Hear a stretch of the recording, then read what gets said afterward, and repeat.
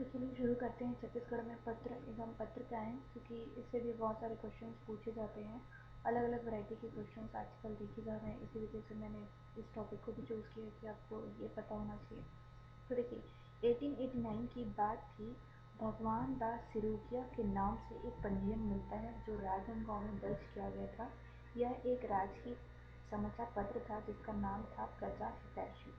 ठीक है, ये हिंदी में इसका पंजीयन करवाया गया था कि हिंदी में चालू हुआ है। तो ये इसको पूछा जा चुका है कि छत्तीसगढ़ का पहला समाचार पत्र कौन सा है। तो प्रजा हितैषी पहला समाचार पत्र है जिसे राजकीय समाचार पत्र का पंजीयन करवाया गया था। इसका भगवान दास सिरोकिया के द्वारा।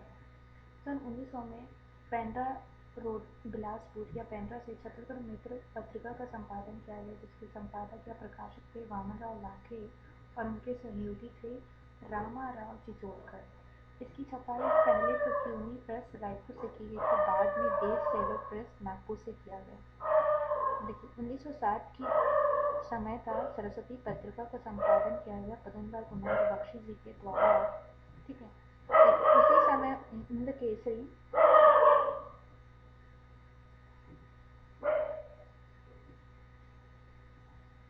पत्रिका का संपादन सप्रे जी के द्वारा किया गया था।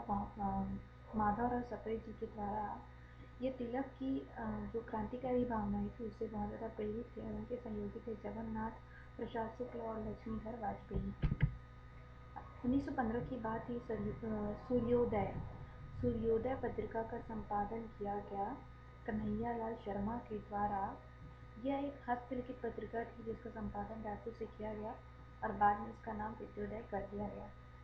1919 में कान्यकुब्ज नायक नामक पत्रिका का संपादन रघुवर प्रसाद बेदी के द्वारा किया गया। कान्यकुब्ज सभा ने इसका प्रतिनिधित्व किया था। 1920 में भानुदय, ठीक है, भानुदय पत्रिका का संपादन किया गया मुंगेली से। यह एक मासिक पत्रिका थी जो ईसाई धर्म की पृष्ठभूमि पर आधारित था।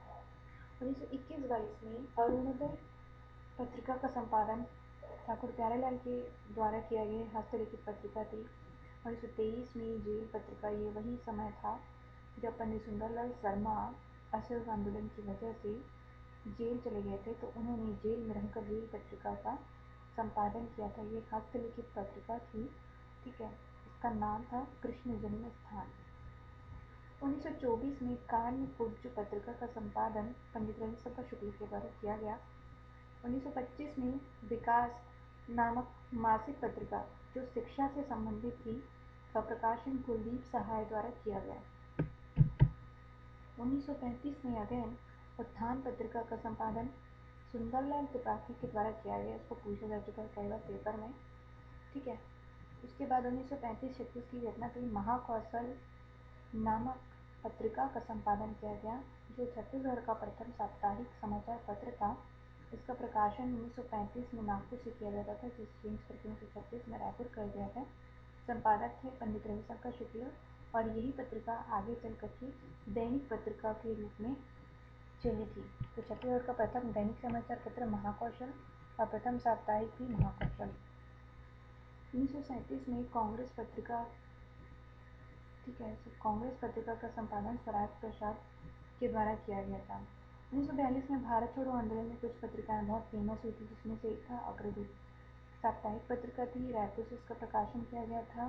भारत छोड़ो आंदोलन की घटनाएं इसमें लिखी जाती थी। स्वराज प्रसाद द्विवेदी और केशव प्रसाद के द्वारा इसका प्रकाशन किया गया। 1944 में ज्वाला प्रसाद ने आज कल नामक पत्रिका का संपादन किया था। 1947 में छत्तीसगढ़ के केसरी पत्रिका का संपादन दीपचंद दागा के द्वारा किया गया। उसी प्रकार 1948 में नवज्योति पत्रिका घनश्याम प्रसाद के द्वारा। 1950 में राष्ट्रबंधु प्यारेलाल जी के द्वारा किया गया। तो पूछा जा सकता है कुछ प्रमुख क्रांतिकारियों के नाम तो मतलब आपको उनके नाम के साथ साथ बहुत सारी चीज़ें भी याद होनी चाहिए, क्योंकि उनसे रिलेटेड सारी चीज़ें पूछी जाती है। महाकौशल मैंने बताया था पंडित रविशंकर शुक्ल के द्वारा संपादन किया जाता था। छत्तीसगढ़ का प्रथम दैनिक। 1953 में छत्तीसगढ़ का प्रथम अंग्रेजी साप्ताहिक पत्रिका इंडिया कॉलिंग का संपादन किया गया था। ठीक है, तो ये रही मतलब आज़ादी तक की जितनी भी पत्र पत्रिकाएं हुई उन सभी के नाम, ठीक है। और मुझे ऐसा लगता है कि इसके बाद की जो भी कुछ पत्रिकाएँ संपादित हुई, लेकिन उसको जानना उतना ज़्यादा ज़रूरी नहीं है, ठीक है। तो पेपर के पॉइंट ऑफ व्यू से इतना बहुत ज़्यादा इंपॉर्टेंट है दोस्तों, आप लोग पत्रिका को ज़रूर पढ़िए ज़रूर, क्योंकि इससे क्वेश्चन पूछे जा रहे हैं।